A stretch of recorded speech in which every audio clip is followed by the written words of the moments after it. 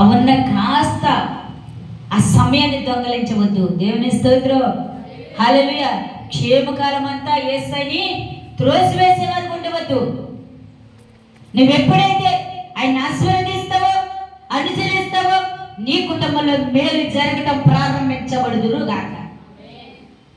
ప్రభువుని గణపరుస్తాము, ఆరాధిస్తాము, నెమ్మది కలిగిన మనసు ఉండదు, సమాధానం కలిగిన మనసు ఉండదు. నోటికి ఎలా పడితే అలా మాట్లాడుతుంటాం. దయచేసి అలా వద్దు.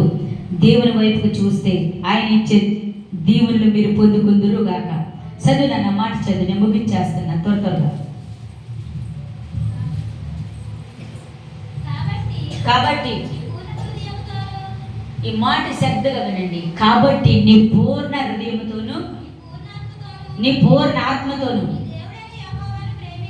చాలా నీ పూర్ణ హృదయంతో, నీ పూర్ణ ఆత్మతో నీ దేవుడైన యెహోవాని ప్రేమించి చదువునాను.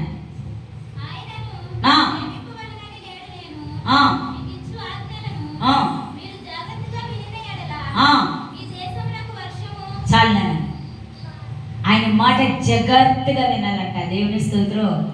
ఎప్పుడైతే జాగ్రత్తగా వింటూ ప్రారంభిస్తావో అప్పుడు మన కుటుంబంలో ఊహించలేని కార్యములు నా దేవుడు కుమ్మరించగలుగును గాక. ఆయన కృపావరాలతో నింపబడును గాక. నువ్వు బయటకు వెళ్ళినా, లోపలికి వచ్చినా, ఎక్కడున్నా, ఎలా ఉన్నా నా ప్రభు నిన్ను ఆశీర్వదించబడును గాక. ఎప్పుడో తెలుసా?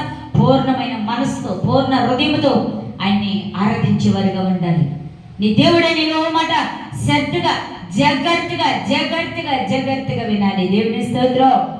ఇన్ని వినట్టు కాదండి, జాగ్రత్తగా, బాధ్యత కలిగిన వ్యక్తిగా, భారమ కలిగిన వ్యక్తిగా నా దేవుని కృపనే గణపరచాలన్నా ఒక భయముతో, భక్తితో నువ్వు జాగ్రత్తగా వినాలి. దేవుని స్తోత్రం.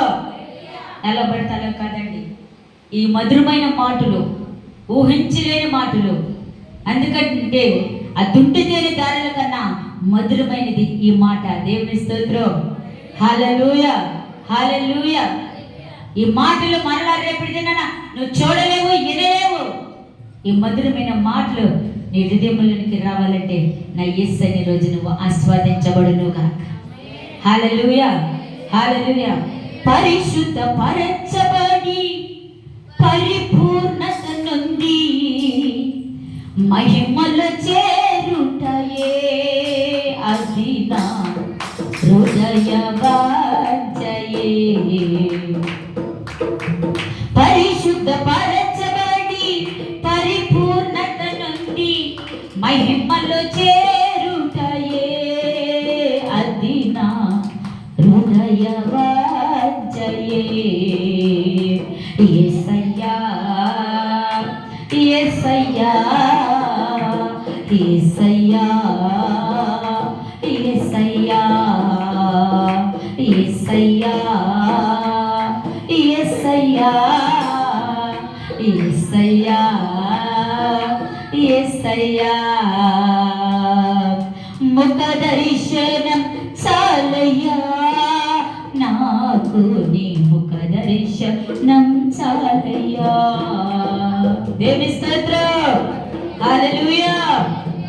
ఆయన ముఖ దర్శనం చాలు మనకి. ఆయన ముఖ దర్శనం చాలు.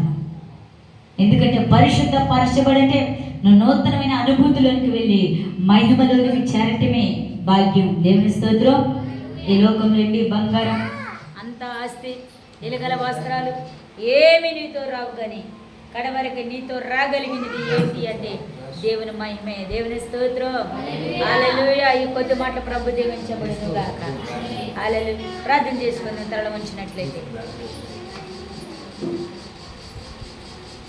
పరిశుద్ధుడా, మహోన్నతుడా, మహోఘనుడా, నీ ఘనమైన